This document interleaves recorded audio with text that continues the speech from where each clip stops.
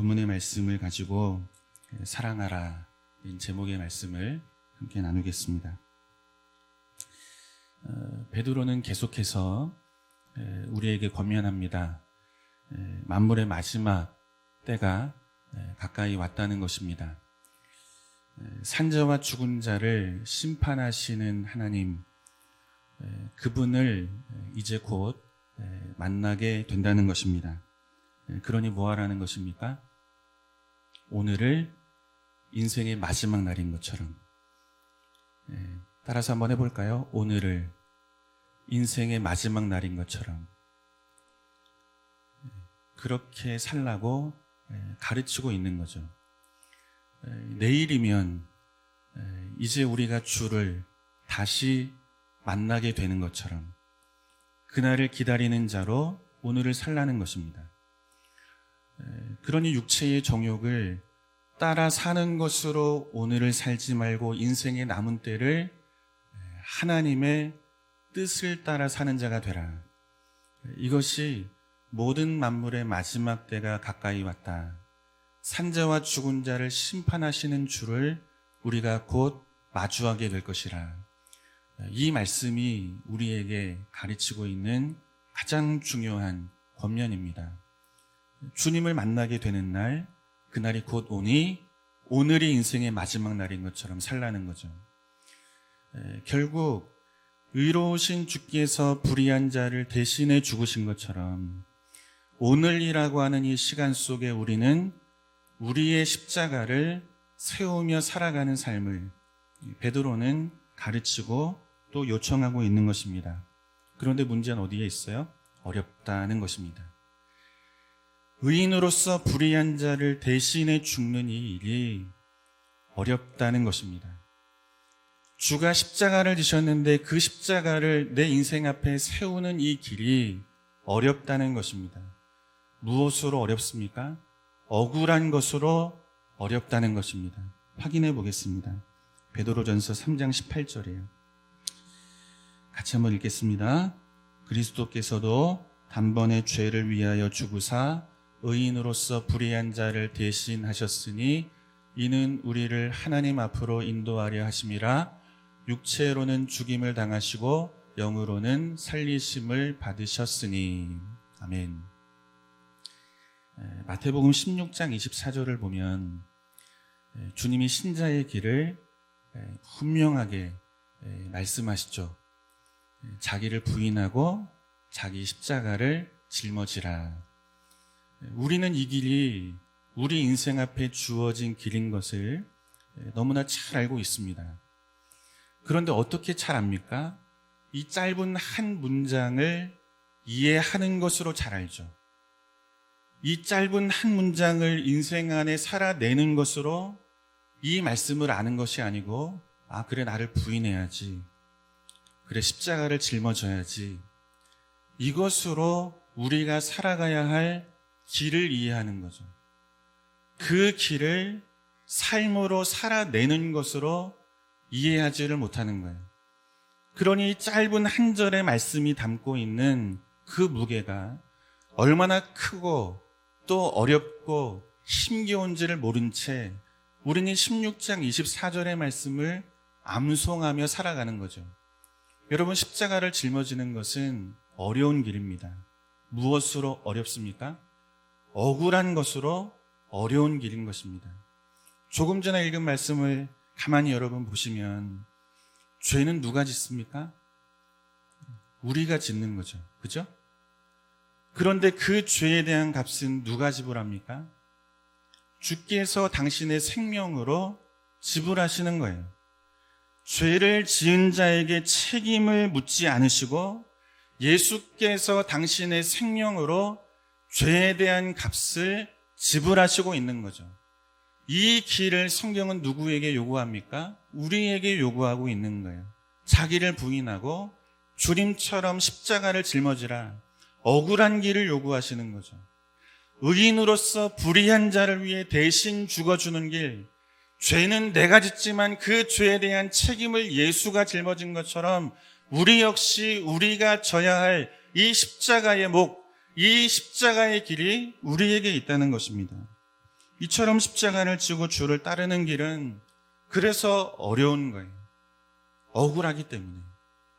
그러나 그 억울함을 다 인생 안에 받고 가야 하기 때문에 신자가 가는 이 십자가의 길은 쉽지가 않다는 것입니다. 그래서 베드로가 하는 권면이 뭐죠? 정신을 차리고 근신하여 기도하라. 기도하지 않으면 여러분 우리는 이 십자가의 길을 갈 수가 없습니다. 베드로가 우리에게 보여주죠. 겟세마네 동산에서 깨어 기도하라는 주의 말씀 앞에 실패하잖아요. 육신이 피곤하고 연약하여 졸잖아요. 기도해야 하는 그때 깨어 기도하지 못한 결과 그 이튿날 어떤 일이 일어납니까? 예수를 부인하고 저주하는, 자신의 신자됨을 부인하는 길을 베드로는 가게 되는 거예요. 그래서 말씀하시는 거예요. 어렵다. 그러니 정신을 차리고 깨어 근신하여 기도하라. 사랑하는 성도 여러분, 십자가의 길을 걷는 저와 여러분 되기를 주님의 이름으로 축원합니다. 이 길을 위해 깨어 기도할 수 있는 저와 여러분 되기를 주님의 이름으로 축원합니다. 그래야 이 길을 우리가 놓치지 않게 되는 것입니다. 그렇다면 어렵지만 우리가 가야 할 이 십자가의 길은 구체적으로 어떤 길인가? 따라서 한번 해볼까요? 사랑하는 길. 네, 사랑하는 길. 이게 어렵다고요. 이게 참 힘들고 어렵고 때로는 억울하다고요. 이 길이 우리가 가야 할 십자가의 길이라는 것입니다. 본문 4장 8절을 우리 다시 한번 읽어볼까요? 같이 읽어요. 무엇보다도 뜨겁게 서로 사랑할지니.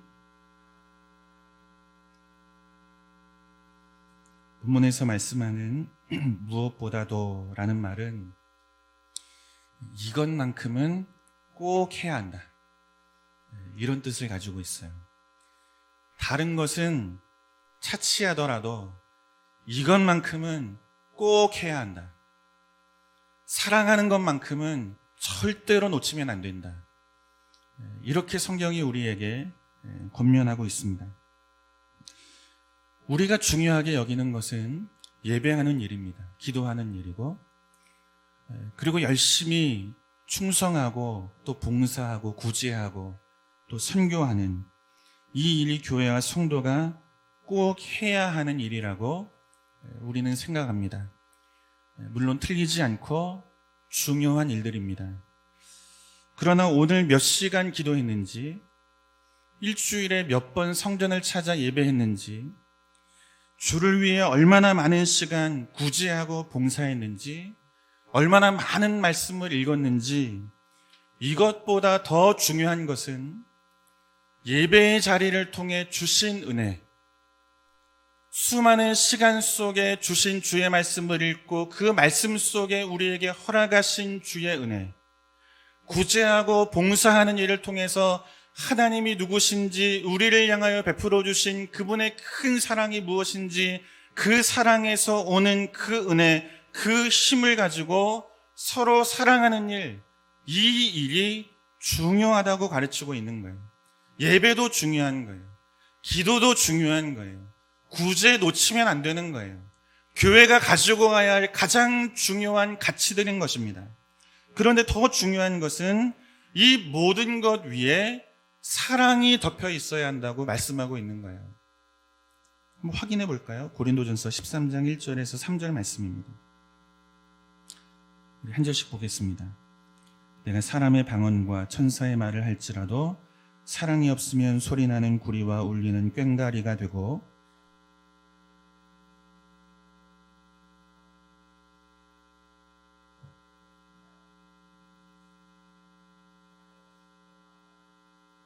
같이 봅니다. 내가 내게 있는 모든 것으로 구제하고 또 내 몸을 불사르게 내어줄지라도 사랑이 없으면, 아멘.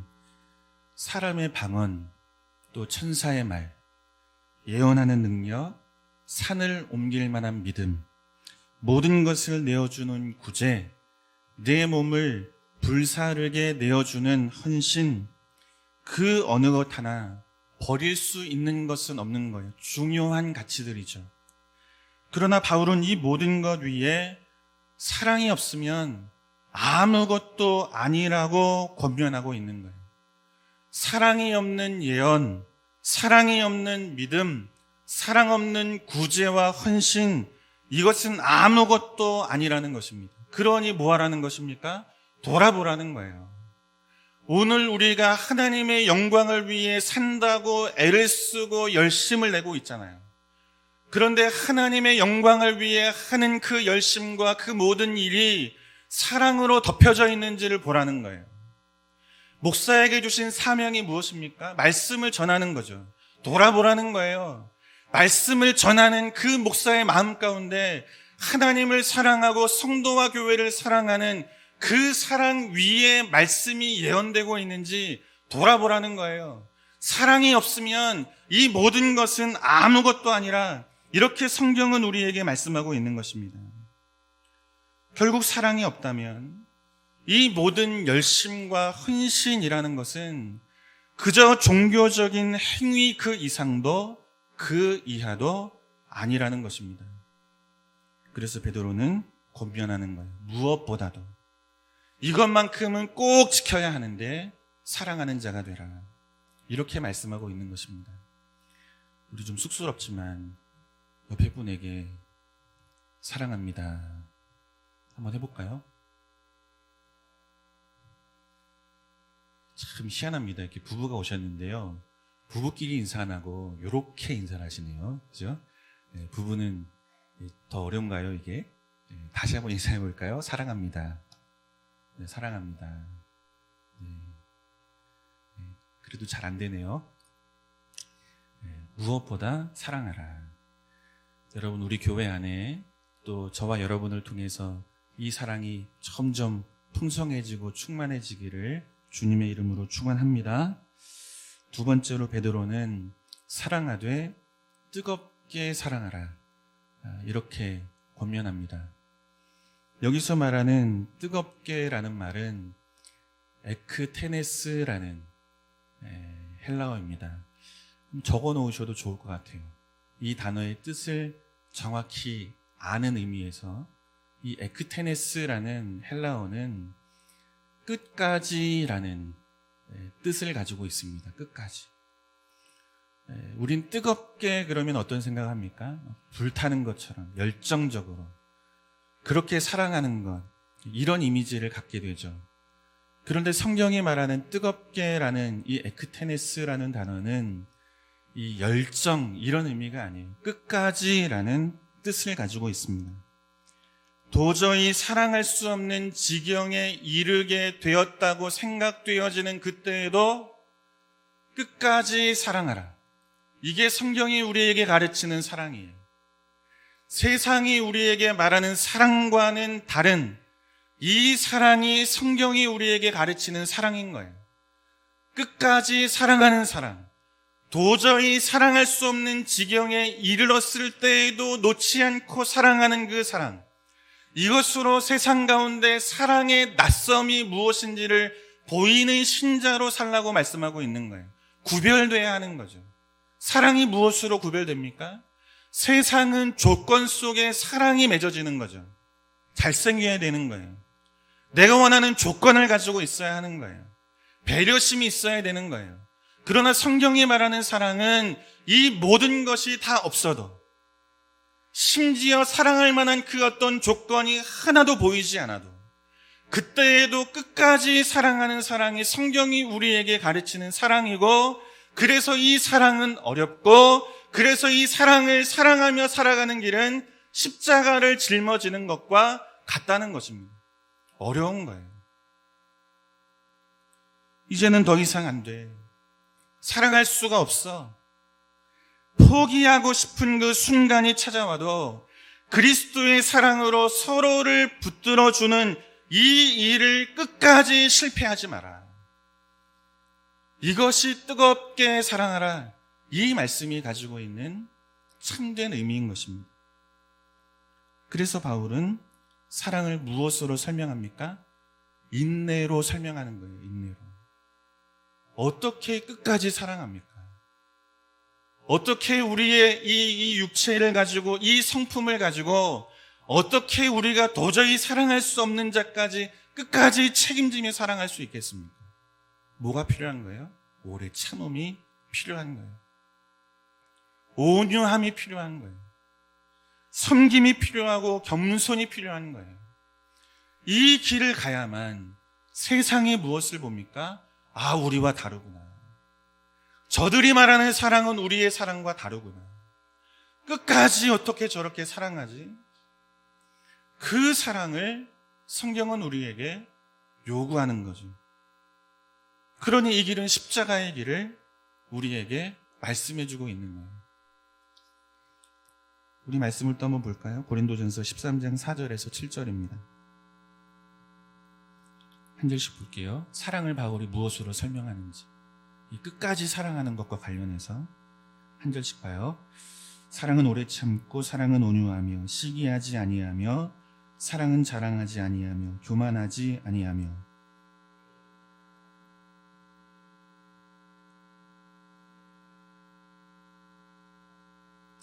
불의를 기뻐하지 아니하며, 진리와 함께 기뻐하고.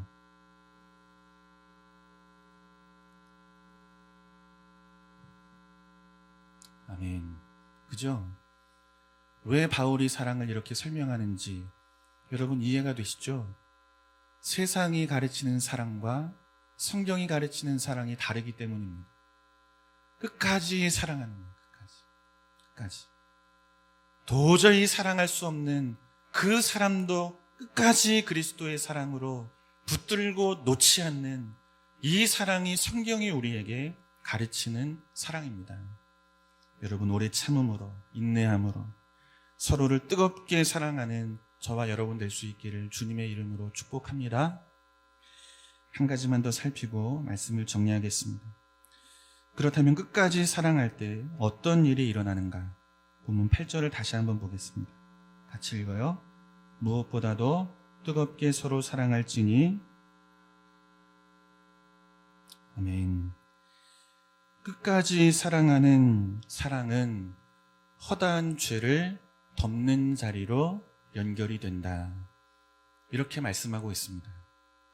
사랑을 통해서 맺어지는 열매는 허물과 죄를 덮는 것이라. 이렇게 말씀하고 계십니다. 여기서 말하는 덮는다라는 말은 칼립토라는 헬라어입니다. 말 그대로예요. 가린다, 감춘다, 숨긴다, 이런 뜻을 가지고 있습니다. 그러니까 사랑은 상대의 허물과 죄를 가리는 거예요. 들추지 않고 감추어 주는 거예요. 가려주는 것입니다. 그러나 기억해야 할 것이 있습니다. 사랑의 목적이 가리는 것과 감추는 것과 숨기는 것, 여기에 목적이 있지 않습니다. 왜 우리가 사랑으로 상대의 허물과 죄를 가리고 덮는가?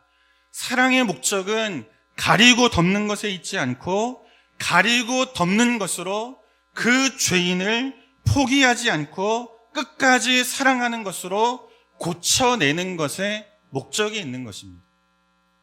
왜 가립니까? 왜 상대의 허물을 덮습니까?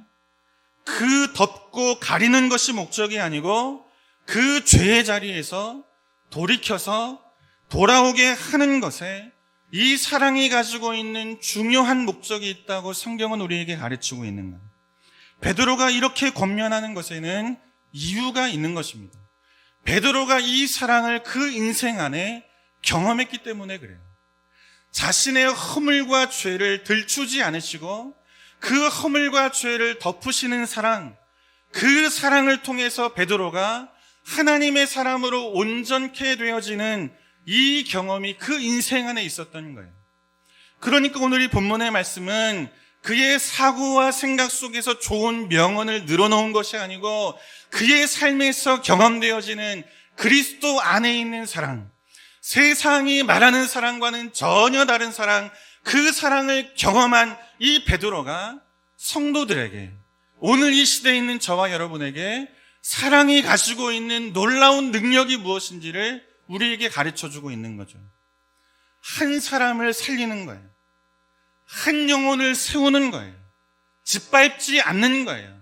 감추는 것으로 그 인생을 주께로 돌이키는 거예요. 이것이 베드로가 경험한 놀라운 사랑인 것입니다. 확인해 보겠습니다. 요한복음 21장 14절에서 18절입니다. 한 절씩 보겠습니다. 이것은 예수께서 죽은 자 가운데서 살아나신 후에 세 번째로 제자들에게 나타나신 것이라.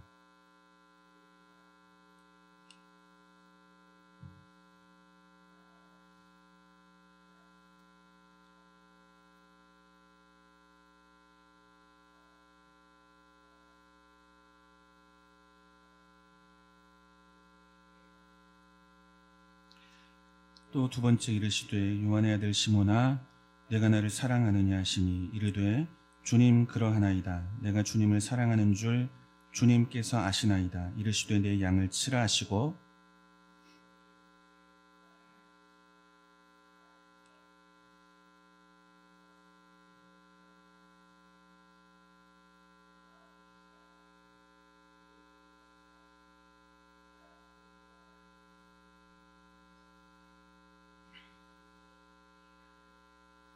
같이 봅니다. 내가 진실로 진실로 내게 이르노니 내가 젊어서는 스스로 띠띠우고 원하는 곳으로 다녔거니와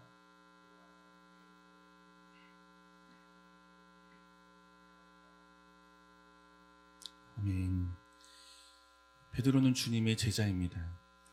그런데 제자처럼 살지 않습니다. 원수처럼 살죠.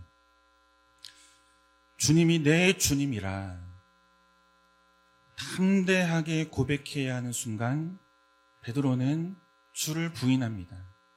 3번이나 부인하고 저주하고 주를 떠나게 됩니다. 제자인데 원수처럼 살았던 자가 베드로입니다. 그런데 베드로 앞에 부활하신 주님이 찾아가십니다. 무엇을 말씀하셔야 되겠습니까? 제자임에도 불구하고 원수처럼 살아왔던 그 베드로를 부활하신 주님이 만난 자리에서 베드로에게 하셔야 될 말이 있다면 그 말은 무엇입니까? 책임을 물어야죠. 책망하셔야죠. 베드로가 지은 허물과 죄를 들춰내셔야죠. 그리고 그 죄와 허물에 대한 값을 물어야죠. 안 물으십니다. 책임에 대하여 묻지도 않으십니다. 주를 부인하고 저주했던 베드로의 허물과 죄를 드러내지도 않으십니다. 모두가 주를 버려도 나는 주를 결코 안 버리겠다는 고백대로 살지 못한 것에 대하여 벌하지도 않으십니다. 죄는 베드로가 짓습니다. 그런데 그 죄에 대한 값과 공의는 누구 안에서 이루어집니까? 예수 안에서 이루어지는 것입니다. 사랑도 예수를 통하여 이루어지는 것이고 죄에 대한 값도 공의도 예수가 받아내시는 것입니다. 그래서 주님은 베드로에게 책망하지 않으시고 그의 허물과 죄를 들춰내지 않으시고 그냥 한 가지만을 물으시는 거예요. 내가 나를 사랑하느냐? 여러분, 주께서 우리의 허물과 죄를 들추어내시고 우리의 죄에 대한 공의의 값을 물으신다면 하나님 앞에 살아있을 수 있는 자가 어디 있습니까? 아무도 없는 거예요. 죄는 내가 짓지만 그 죄에 대한 값은 예수가 짊어지시는 거예요. 공의가 내 안에서 이루어지는 것이 아니라 예수 안에서 사랑도 이루어지고 예수 안에서 공의도 이루어지는 것입니다. 이 길을 우리가 가야 하는 것입니다. 불의한 자를 위해 의로운 자가 대신 죽어주는 길, 사랑도 내 안에서 이루어져야 하고 죄에 대한 값을 짊어지는 것도 억울하지만 내 안에서 이루어져야 하는 것입니다. 이것이 예수 믿는 자가 살아가야 할 십자가의 길이라고 말씀하고 계시는 거예요.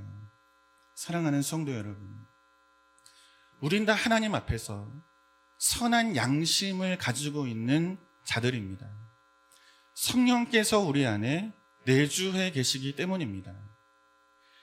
누가 내 허물과 죄를 드러내지 않아도 내 안에 주가 심어놓으신 그 선한 양심이 우리 안에 있는 우리의 죄를 드러내게 되어 있는 거예요. 주께서 들추어내지 않으셔도 베드로 안에 있는 선한 양심이 그가 어떤 인생으로 하나님 앞에 살아왔는지 스스로 그 안에서 드러나게 하는 거예요. 주님이 들추어내지 않으시는 거죠. 실패와 허물에 대해서 책임을 묻지도 않으시는 거예요. 베드로의 모든 허물을 덮으시고 물으시는 거예요. 내가 나를 사랑하느냐? 그런데 놀라운 것은 베드로의 허물을 덮으시는 주의 사랑이 베드로의 인생을 온전케 하더라. 베드로를 사랑하셨던 그 주의 사랑, 그 허물을 덮으셨던 예수의 사랑, 세상에 없는 그 사랑이 베드로를 온전한 자로 바꾸더라. 더 이상 자기가 원하는 대로 살지를 않습니다. 자기 원하는 대로 살았잖아요. 그런데 주의 사랑이 무엇인지를 알고 그 사랑이 내 허물을 덮었다는 사실, 그 은혜가 베드로를 바꾸어 놓습니다. 이제는 주의 말씀에 묶여서 말씀이 끌고 가는 대로 끌려가는 믿음의 길을 베드로는 살아가게 되는 것입니다. 십자가에 거꾸로 달려 순교하는 자리에 서게 되는 것입니다.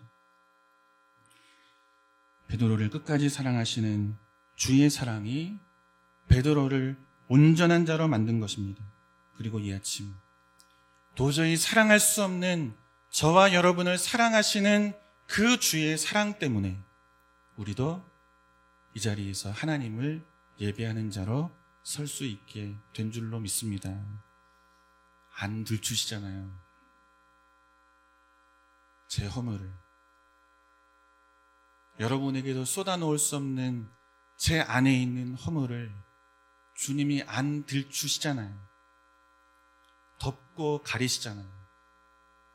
그 사랑이 너무너무 크다는 것을 베드로가 경험하기에 그 인생이 달라지는 것입니다. 십자가를 짊어지고 주를 따라가는 그 길을 베드로가 살아가게 되는 것입니다. 성도는 이 큰 사랑, 내 모든 허물을 덮으시는 그리스도의 사랑을 잊지 말아야 합니다. 말씀 한 곳을 읽고 마치겠습니다. 요한복음 13장 34절에서 35절 우리 같이 한번 읽겠습니다. 새 계명을 너희에게 주노니 서로 사랑하라. 내가 너희를 사랑한 것 같이 너희도 서로 사랑하라. 너희가 서로 사랑하면 아멘.